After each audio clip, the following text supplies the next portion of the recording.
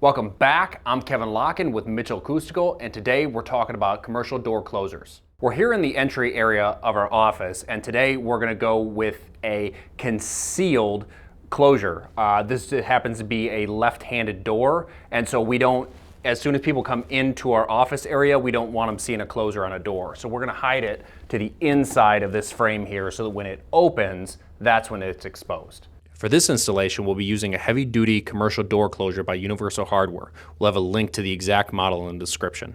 So the first thing that we're going to do is find our A and B points. And what that is that's the start of the center of the screw and the end of the center of the screw. Now, in this particular closer, it is 7 5/8, and then from there, it's 9 1/16. So that's just on this particular one. A lot of other closers, if you get them from supply houses or something else like that, they'll actually have a guide there for you, which makes it a hell of a lot easier on these. So what we're gonna do on this first one is we're gonna come 7 5/8, and we're gonna go ahead and mark it. Okay, we're gonna go ahead and mark it. And then from there, we're gonna come back, and we're gonna go 9 1/16, and we're going to go ahead and we're going to mark that, okay? And then I'm going to come through with my square, and since I have to come down on this style 3 inches once I close the door, I'm going to go ahead and mark this with a square just coming straight down on the door. I do it with a pencil so it can be erased anyway, so it's not a big deal. And this is a fine pencil, so shouldn't have any problems erasing that. So I'll come down on this one, I'll square that up, and then we'll go ahead, we'll close the door, measure down 3 inches, and then another 3/4 for the second screw, and then we'll be ready to mount this cylinder. Now that we have those marks indicating where we should place the cylinder on a horizontal plane, we now then have to come down 3 inches and mark where our first hole is going to be. Now the reason why we do that is the directions tell us to come from this style right here. So we'll go ahead and we'll mark this first one. That's going to be where our first mounting screw is going to go. Then we'll come across, we'll go here, okay? And this is where it gets a little bit tricky, is that now I have to flub with 3/4 of an inch. And I'll go ahead and mark that. 3/4 of an inch, okay? We'll come through here, mark it down, 3/4 of an inch. Okay, so now what these 4 little crosses are the indicators of where I'm gonna put my first divot so that I can pre-drill for the cylinder. Next, what we're gonna do, we're gonna go from the inside of the stile here, and we're gonna pull 9 1/4 over.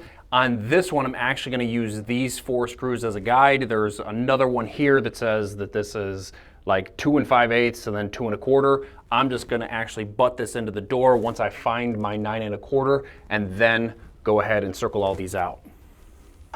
So we'll go ahead, we'll pull over 9 1/4, we'll mark that on the door.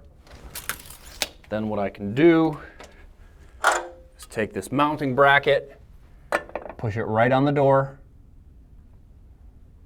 and go ahead and circle out all these screws. For this metal frame, we'll use cobalt-tipped drill bits, and in here we can just use any wood, titanium drill bits for this wood door. Next, what we're going to do, we're going to take a 3/16 bit, a nice clean new one. We're going to run it in this so that we can just mount or start mounting our cylinder.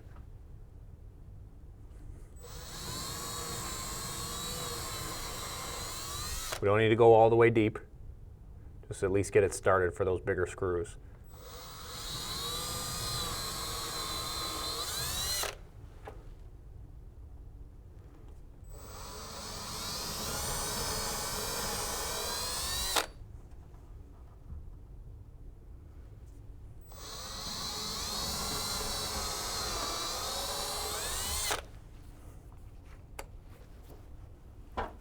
So this is the point where I'm going to have to put my safety glasses on and go ahead and drill into the metal.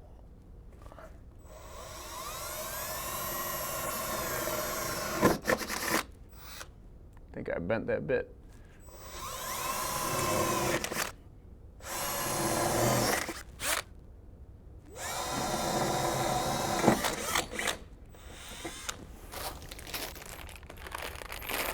So the next order of business will be taking this mounting bracket and putting this up. Because if you put this on and then have to close this door, you'll never be able to get this bracket on there. Now, as you guys can see, this is about 1.5 inch self-tapping screw, and this would be, if I didn't have drill bits, I could actually run it up in there, but I drilled it out, I pre-drilled it. This is gonna make this a lot easier. The second thing is this is for a number 3 tip. A lot of your door hardware is going to be number 3 tipped, whether it's the inside of your hardware or your hinges. Most of it's going to be number 3 across the board.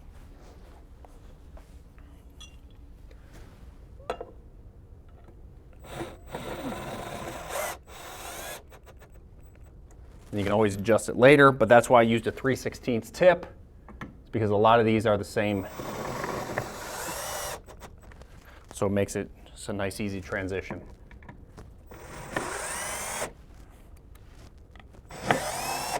Now that we're onto the wood door, we're going to be using these pointer wood screws.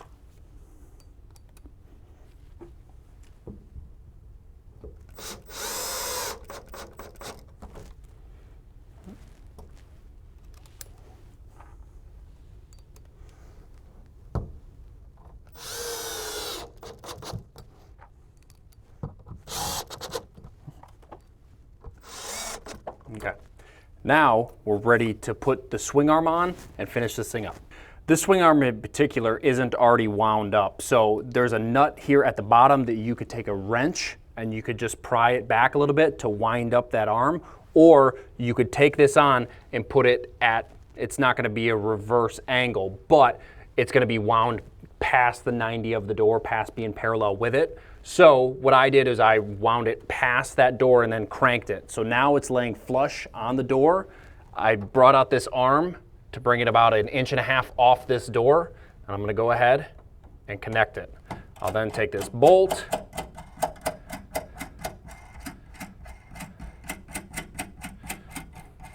and I'll tighten that after.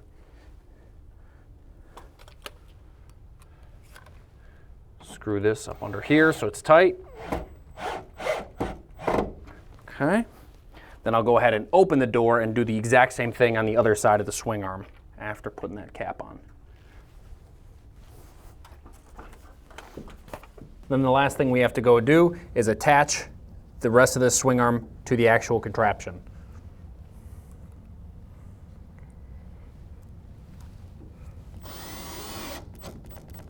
And it's just got a lock washer on there as well. So now we'll be able to freely swing this door out of the way. So it'll come in and lock behind us. So now all I have to do is I have to go through and adjust the door. We'll leave that for another video.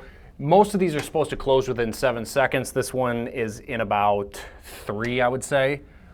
So it's wound up just a little bit, maybe not even 3 seconds. So I have to go through and adjust it, and we'll do another video tutorial on how to adjust these things.